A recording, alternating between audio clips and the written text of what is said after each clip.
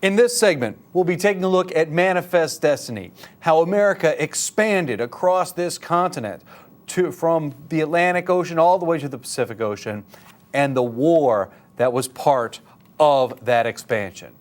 Let's start with the Louisiana Purchase of 1803. It all centered around the port city of New Orleans.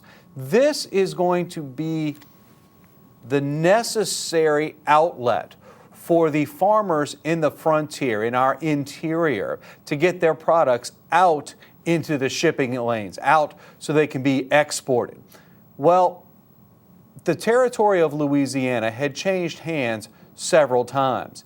It was British, it was French, it was Spanish, it was French, it was Spanish, going back and forth, and America was concerned. Thomas Jefferson knew that we needed to secure the rights to the port city of New Orleans, but it was owned by Napoleon Bonaparte of France. Thomas Jefferson sent over an enclave to talk to Napoleon Bonaparte and his peoples about negotiating a treaty of permanent ownership of the city of New Orleans. Once our guys got there and began talking with France, we came to realize they were not interested in selling just New Orleans.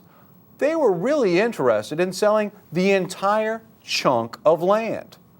The United States seized the opportunity. Jefferson authorized the purchase of Louisiana from France for a grand total of only $15 million. This nearly doubles the size of the United States overnight. Of course, Jefferson questioned whether or not this was legal. After all, nowhere in the Constitution did it say a president had the right to purchase this land. But what a bargain. You can't pass this up. So Thomas Jefferson signed off on it, and the United States doubled in size. This territory was so big. How big was it? We didn't even really know how much we purchased. And that's why Thomas Jefferson authorized the Lewis and Clark expedition.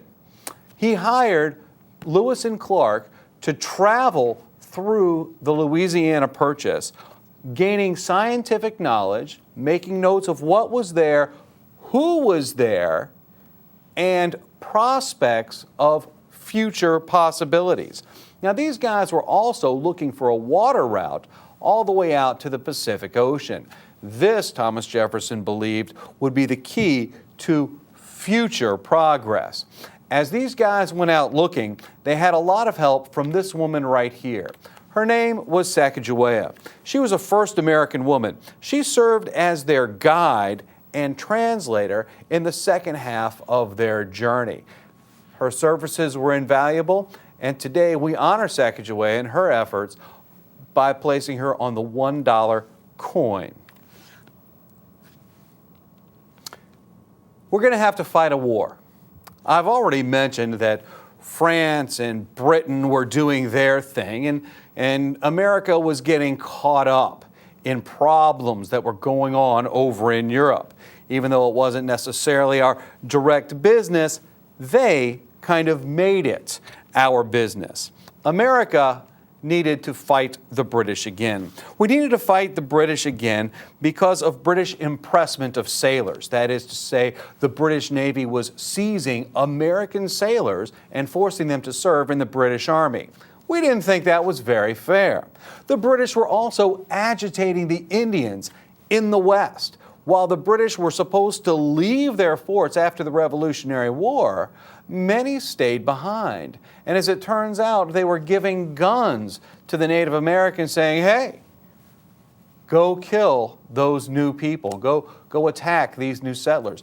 They will take your land and they will hurt you. So why don't you go beat up on them before they beat up on you? We were very upset about that. They were also interfering in our shipping as we were trying to trade openly and freely with the Dutch and with the French and even with the British. We didn't like that they were interfering with our shipping and costing us very important dollars. And of course, expansionism. America wanted to fight the British again because warhawks sought to claim parts of Canada as our own so that we could expand the United States. After those causes, eventually, enough had been done to warrant a declaration of war. Called Mr. Madison's War, the Federalist Party, James Madison was a Democratic Republican by the time, the Federalist Party opposed Mr. Madison's war, and they opposed his resolution, and they made fun of it, and they said we should not be doing this. The British could be our best trade ally. They even threatened to secede. We often talk about the secession of the South leading to the Civil War. It was the northern states that first talked of secession over the War of 1812. Battles were fought. Americans were pushed around. We won a few. We lost a few. The city of Washington, D.C. was even burnt to the ground. But we held on, and we secured our victory as the British realized at the end of 1814, we didn't need to fight this anymore. And so at the close of the War of 1812, we have a treaty. And in this treaty, when we're talking about the outcomes of the War of 1812, Andrew Jackson had become a prominent leader, a hero at the Battle of New Orleans, which was technically fought after the war was over, but still, it was a thumping, and that gained him enough popularity to help launch him into the presidency some years later. The Treaty of Ghent, which ended the hostilities with our mother country, brought mostly peace. The British agreed to evacuate the territory. They agreed not to interfere with our shipping. However, nothing was mentioned of the impressment of sailors, and no retributions were going to be offered. Another important land-related outcome dealt with the Oregon Territory. Notice where this is on the map. This gives us a claim to this land. We got to share it with several other countries, including Great Britain, and this would give us access to the Pacific Ocean, which would be very important to us for world trade. Also, at the conclusion of this war, there was increased migration of Americans into Florida. Eventually, the United States is going to put pressure on Spain, and we are going to purchase this territory from Spain in 1819 through 1821. So America is on the way to expansion. Meanwhile, President Monroe needs to issue a statement. There is a danger presented to us that the European powers might have a war that would draw us into it. Now notice we're almost 10 years out of the War of 1812, America's second war against Great Britain. Beat them twice, undefeated so far, but we're not ready to fight any more wars. When James Monroe issues his very important doctrine, his policies on foreign affairs, James Monroe insists that there is to be no more colonization in the Western Hemisphere. The lands have been claimed. We're not going to argue over getting more land.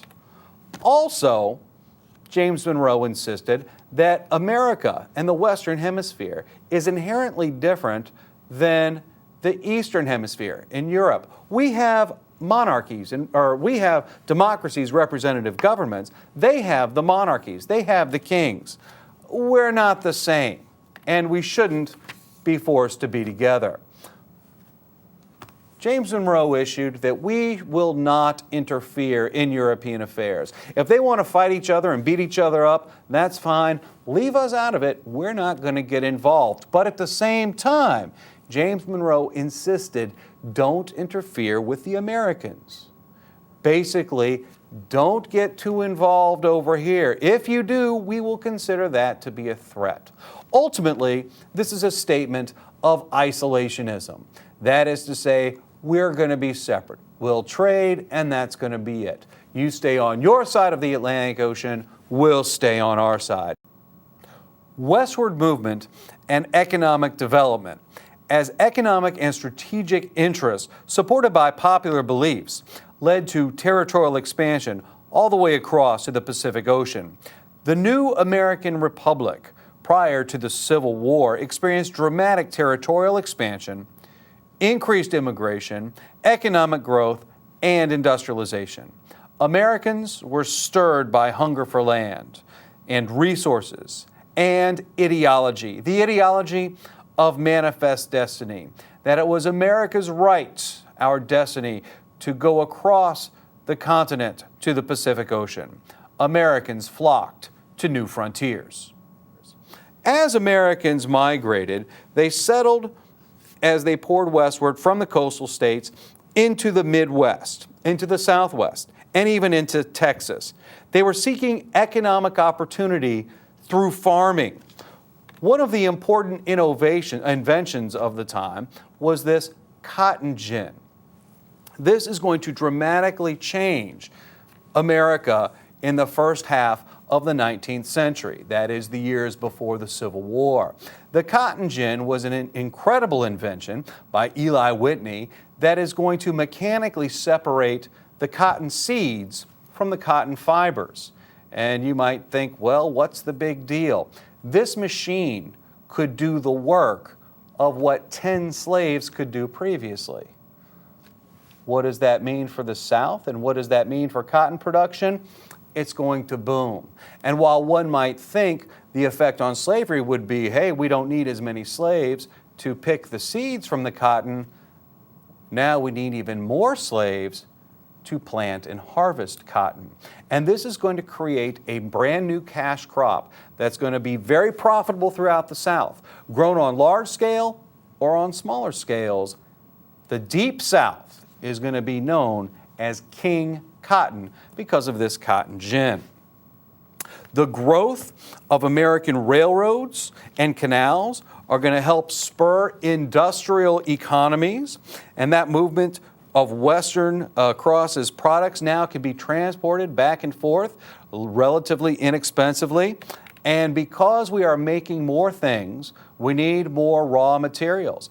And because we're finding more raw materials to make more things, now we need more markets.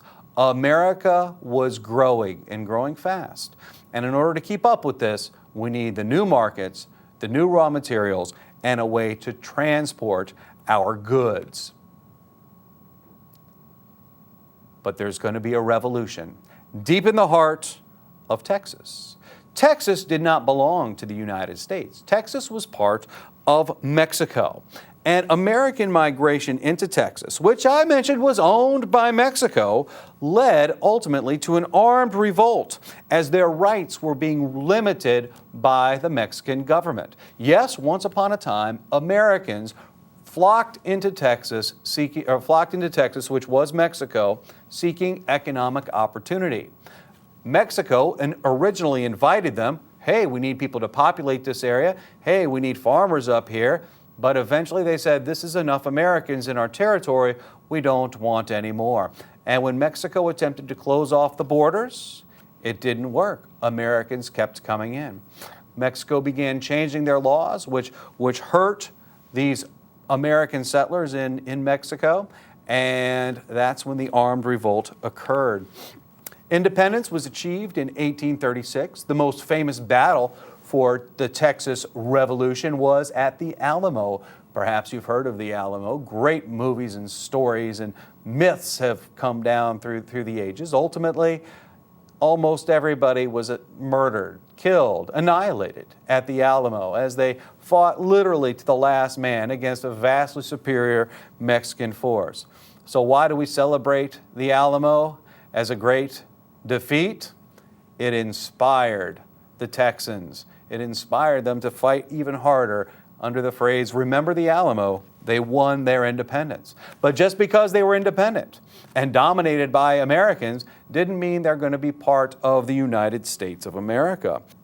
Texas won its independence in 1836 and immediately asked the United States to be annexed. However, it was not until 1845 that the United States government annexed Texas, allowing it to be part of the United States.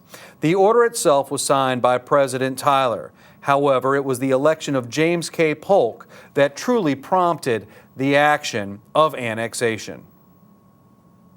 Oregon and the acquisition of Oregon is going to be a little bit tricky.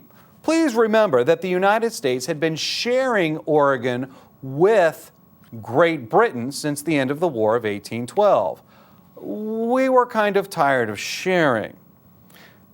President James K. Polk wanted this territory. He wanted to not have to share it. He wanted it all for the United States. It seemed to President Polk, as an expansionist, that this was the way to do it. Well, President Polk let the British know that his American people were chanting this phrase, 54-40 or fight. That meant that the United States, these settlers, demanded the entire Oregon Territory with nothing left for the British. James K. Polk did not really want to go to war with Great Britain, but he knew he had to do something. When the British said, hey, we don't really want to fight now, James K. Polk said, you know what, I don't really want to fight either, but these people, I don't know. We're a democracy here. They want to fight. They want this territory. And the British said, how about this? Let's compromise. Let's compromise. Let's split the territory completely in half at the 49th parallel instead of the 54th parallel. You take the southern half, and we'll take the northern half. This way here, we each get a little something, and we don't have to beat up on each other. As it turns out, that's exactly what James K. Polk had wanted in the beginning. It was a bluff, and it worked. And the actions of James K. Polk brought the Oregon Territory under American control. But we weren't done yet.